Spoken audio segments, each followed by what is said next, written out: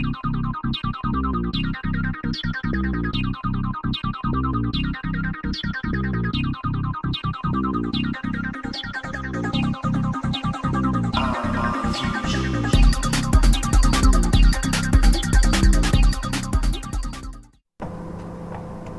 everyone, Tony here from the IMI Fusion team. And what am I looking at today? Well, I'm going back to 2009 and looking at the absolutely, to me, awesome Ghostbusters, the video game. Now, I remember back in the times, the days we weren't treated too well to buy Ghostbusters. Everybody knows about the NES thanks to the Angry Video Game Nerd. And then also the 8-bit conversions and various other home systems weren't all that good either. Now the strangest thing is, the Mega Drive version wasn't all that bad. I wouldn't mind a copy myself for my collection, but unfortunately it goes for a bit of money, so not an easy one to get hold of. But anyway, time went on, and for many, many years we just never had a really good Ghostbusters game. That's the problem. I just don't know why.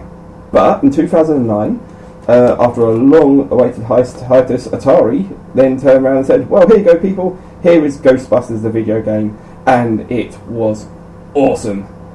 First of all, let's just go over a little odds and ends. Now, the game itself is actually based upon what was going to be a script for the third Ghostbusters movie, not to be confused with the so-called actual third Ghostbusters film that actually is in production, but the storyline to this game was actually supposed to be for the third film.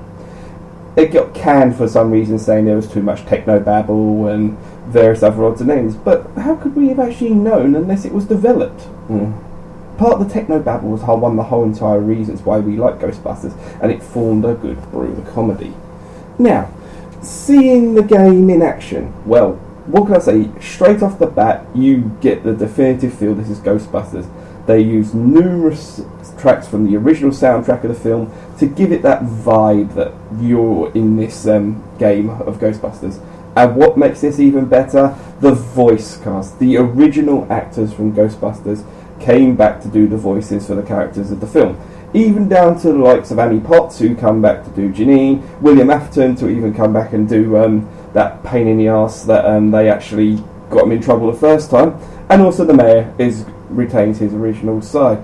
But it was just brilliant hearing the voices of the cast playing the characters which they originally made famous, and there's no delusion here. These characters have been written just like the first one. They're witty, they're perfect in my honest opinion. They haven't changed a bit. They've maintained the status quo of the characters. They haven't been changed or anything.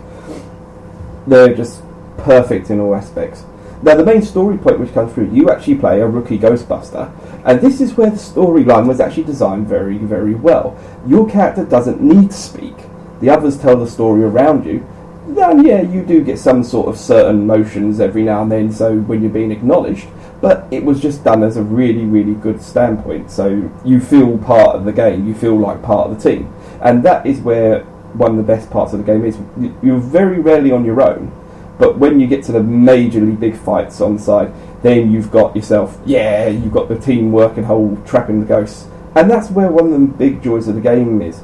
Not only do you have the sort of standard ghosts who need to be tapped and trapped, and then pulled into the ghost traps. It's fun. You just can't lose them. You have to wear their energy out, and then once they're sufficiently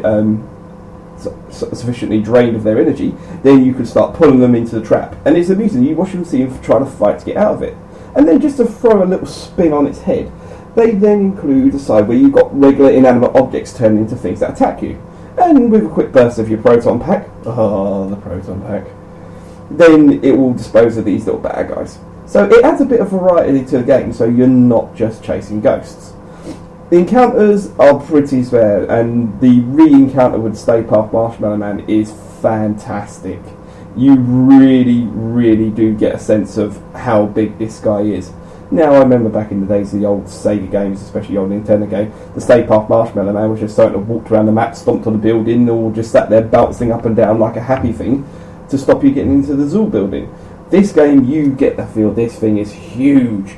Yeah, he is massive, and thanks to the power of modern day systems, they really do bring Stay Puft to life. The story, it flows well. It goes with the gameplay and it helps you get along. I do believe they use the Ego Shandor route, and so again it puts past reference into the first Ghostbusters film. There's very little reference to the second one, however. There's no slime packs, you just get multi-forms for your actual proton pack. So different ghosts require different things and they actually have weaknesses. Again, you need to work out which ones they are and it will benefit you.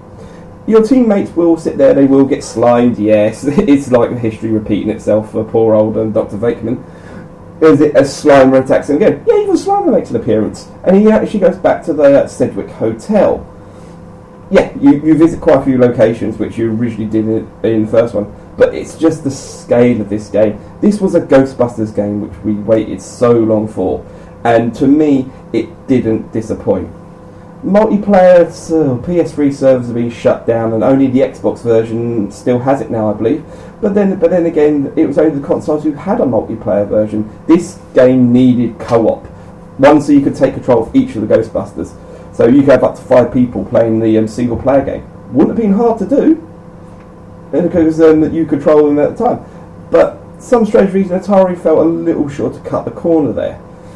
Could have been something great there if you want to sit there. It's like the only thing you'll end up with on the Xbox or on the PC is arguing over who wants to be which Ghostbuster. And that will probably end out in a fight in some places, especially knowing me and some of my friends. There were some competitive modes, but I'm just primarily looking over the single player aspect of this game. It's got enough variation for me. Some people said it didn't and it was pretty monotonous, go from here to here to here to here. Things like that do happen, but with a great storyline for me, I find that it benefits on this one. You do get some sort of exploration going around, but it's limited. I know I do say that I don't like things like this, but hell, it's freaking Ghostbusters. Yeah, you can't get any better than the fact it's Ghostbusters. Yeah, I'm a big fan of the film franchise. Yeah, second one wasn't all that good, but it's still the same sort of thing.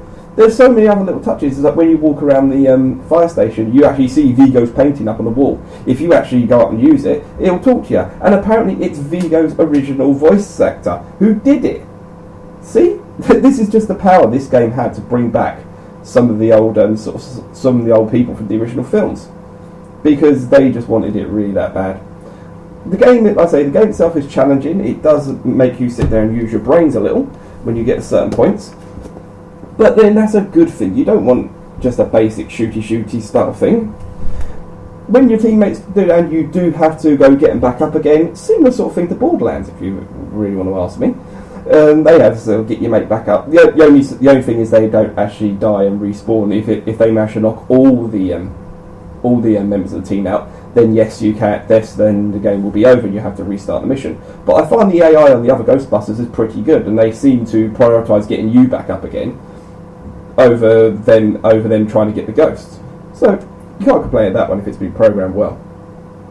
But all in all, Ghostbusters now you could probably pick up for under a tenner if you look in the right places. If you see it second hand, you could probably pick it up for even less. It's a hard game to find. It took me quite a while to actually find the game too, and I think I only picked it up by luck because I got it from game for 2 for a tenner. So that's the way that I see it. This game, if you're a Ghostbusters fan and you have not played this, you really are missing out on something that's fantastic. Any person who is a Ghostbusters fan has to play this game. You can't call yourself a fan if you don't. And if you are left sore from the 8-bit era where they basically bugled your view of Ghostbusters and ever the thought of having a decent game again, hey, then this is going to sit there and respond back. Right, this is Expect Star. Ooh, blimey. This is Tony signing out. I'll go back to my old name, and I'll see you all soon.